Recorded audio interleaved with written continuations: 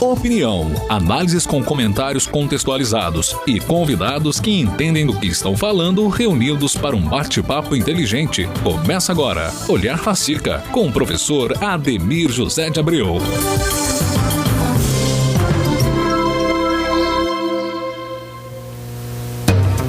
Boa tarde, amigos ouvintes da Rádio Montanhesa FM. Mais uma vez, um prazer chegar na sua casa, no seu automóvel, aí próximo a você pelas ondas do rádio, da Rádio Montanhesa FM 97,1. E como sempre, toda quinta-feira a gente para um pouquinho ou continua fazendo aí alguma atividade, mas ouvindo o rádio e ouvindo o programa Olhar Facica. Hoje nós vamos falar aqui sobre assuntos bem interessantes: inclusão, diversidade e bullying é a proposta. E para isso nós trouxemos uma convidada que deu um mini curso ontem lá na Facica, na Semana da Pedagogia. Você que ainda quer participar ou se interessa por outros assuntos também, a Semana de Pedagogia termina amanhã. Então nós temos atividade hoje e amanhã. Os interessados entrem em contato com a coordenação do curso Pedagogia com o professor Rafael Vilela. E se você quiser participar do programa Olhar Facica, além dos canais naturais da Rádio Montanhesa FM, você pode mandar um WhatsApp para nós aqui pelo 35 98427 3131. Mas vamos logo. Vamos falar aqui com a doutora? Psicóloga. Paula Basílio Amaral, psicóloga, formada, pós-graduada e já aí com a carreira clínica. Sim. Tá? Fala um pouquinho de você, Paula, para que o amigo ouvinte possa se situar. Bom dia, ouvintes. Muito prazer. Meu nome é Paula. Eu sou psicóloga clínica formada há 2 anos pela Unifenas e atualmente estou trabalhando junto com a Prefeitura Municipal de Campos Gerais e também no consultório particular.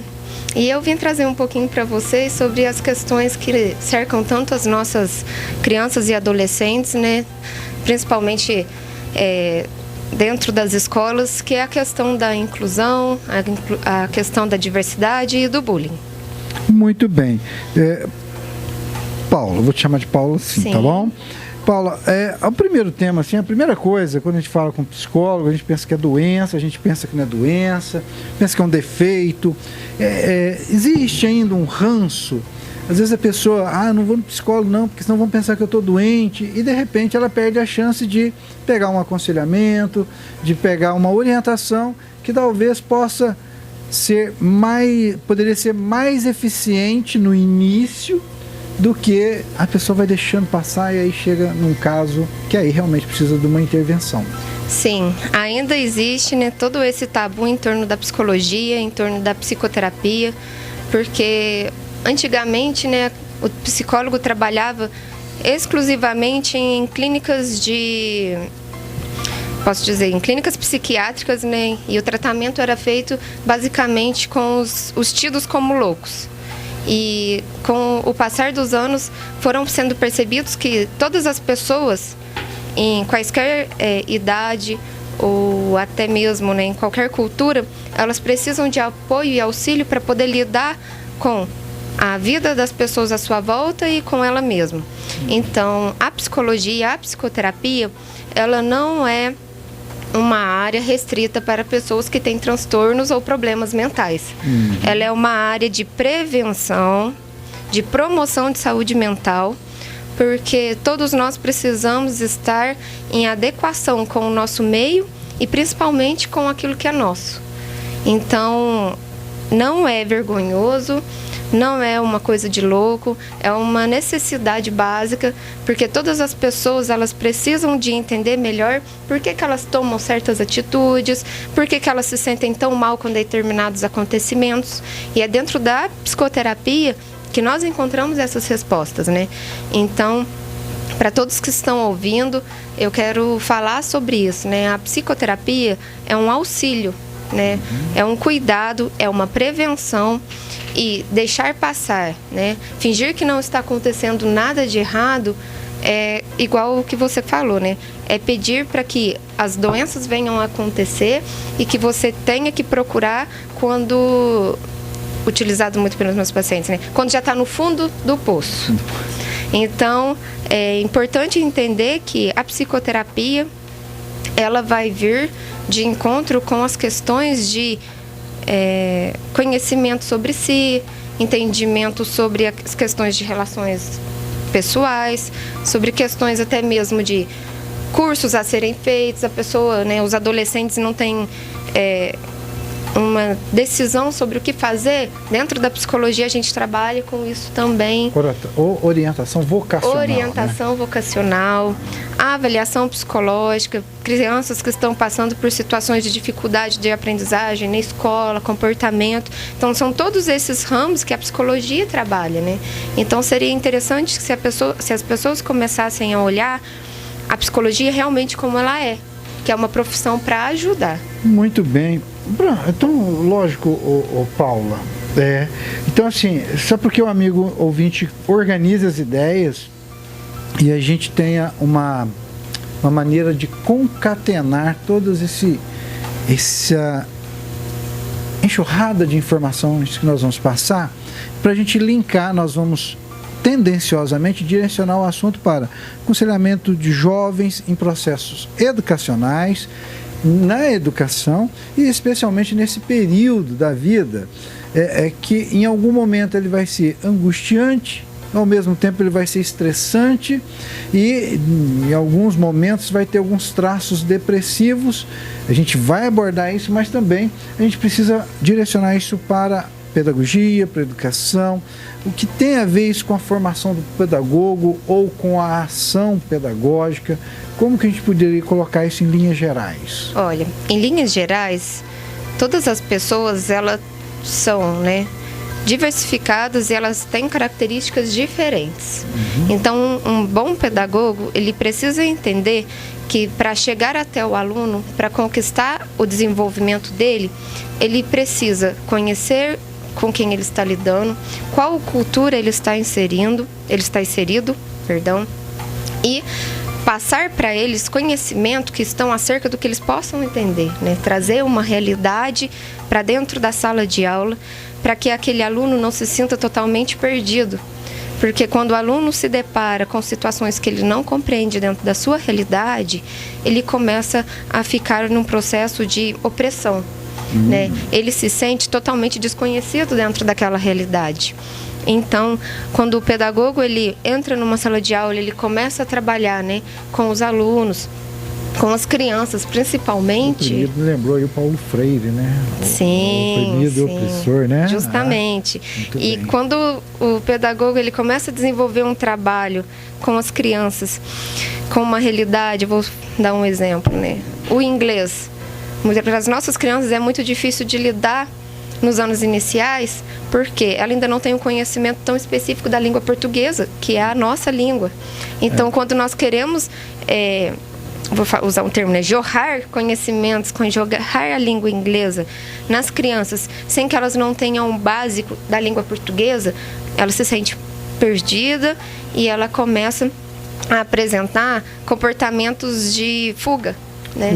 Para evitar uma frustração, né? Acaba sendo uma autodefesa, porque ela vai vendo os outros amiguinhos ou algum amiguinho se sobressaindo e aí ela depara logo que imediatamente com uma situação de fracasso. Sim, e essa situação de fracasso, né, entra bastante na questão da inclusão e da diversidade, porque todos os alunos, eles não são iguais. Nós não somos, obviamente. Mas quando a gente vai seguir o plano pedagógico, nós pegamos em linhas gerais e esquecemos de olhar qual o público nós estamos direcionando essa aprendizagem, nós já vamos estar excluindo crianças e adolescentes que muitas vezes não têm entendimento sobre aquela determinada situação, sobre aquele determinado assunto. Então, a questão da sala de aula, a questão do pedagogo é entender que, a partir do momento que as crianças estão dentro da escola, elas não são iguais. Todas têm direito à educação, todos têm direito ao desenvolvimento, mas pela própria cultura, pelo próprio capital financeiro, dentro da sala de aula, algumas já têm privilégios que outras não têm, né? E privilégios esses que eu posso citar como, por exemplo, acesso arte, acesso à música, acesso a momentos de brincadeira, acesso a outras crianças ali no convívio, né? Porque eu posso pegar, por exemplo, uma criança que mora com 2 adultos numa zona rural. A vivência dela é completamente diferente do que a vivência de uma criança, até mesmo da zona rural, que tem outras crianças que brincam com ela. Essa questão de socialização é muito interessante mesmo. E é importante, porque às vezes, aí fazendo um ganchinho, lógico que a gente deve abordar isso mais adiante, a questão do uso de tecnologias, né? Porque você está incluído e ao mesmo tempo se excluindo de várias experienciações, né? Ou condições de socioambientais que você, ao estar fazendo uso de uma tecnologia ou de várias tecnologias, você se exclui para incluir tecnologicamente. Tá certo o raciocínio? Tá certíssimo. Principalmente com as questões do celular e dos tablets, né? Quando as crianças e adolescentes elas entram no contato tecnológico, o contato humano ele começa a ser excluído. E nós começamos justamente, né, a olhar questões de padronização, padrão de comportamento, padrão de beleza, padrão de estilo de vida. E isso media, de uma maneira totalmente negativa, o contato do ser humano com as características básicas dele.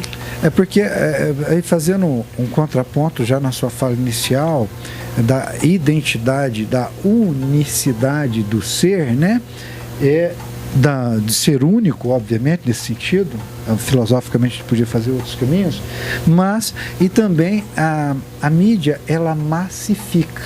Então você tem um ambiente que quer massificar, quer eleger padrões, e ele já tem padrões definidos, que ninguém sabe quais, mas todo mundo entende quando está ali, e ao mesmo tempo, ele denigre a individualidade, você passa a não ser você passa a pertencer a um grupo, um estilo, um movimento, uma opinião, ou está guerreando na internet. Sim, e essas questões que você acabou de citar, elas são muito nítidas dentro da sala de aula.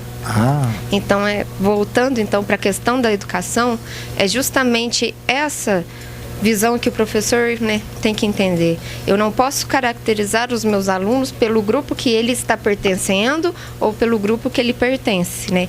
Eu tenho que olhar para o aluno como um ser individual que precisa estar em aprendizagem e desenvolvimento e que eles têm características que precisam ser observadas, precisam ser cuidadosamente trabalhadas, puxando principalmente questão de habilidade. Nós temos crianças que têm mais habilidade com a matemática, outras com mais habilidade em língua portuguesa e assim sucessivamente. E nós, né, dentro da sala de aula, diante dos alunos, nós queremos que eles tenham 100% de aproveitamento em todas as áreas.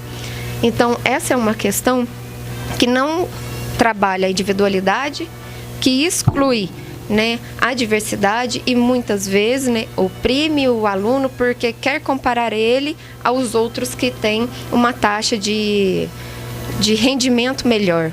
É claro que, né, nós não vamos trabalhar com eles pensando que se está bom em matemática não tem problema estar bom em português.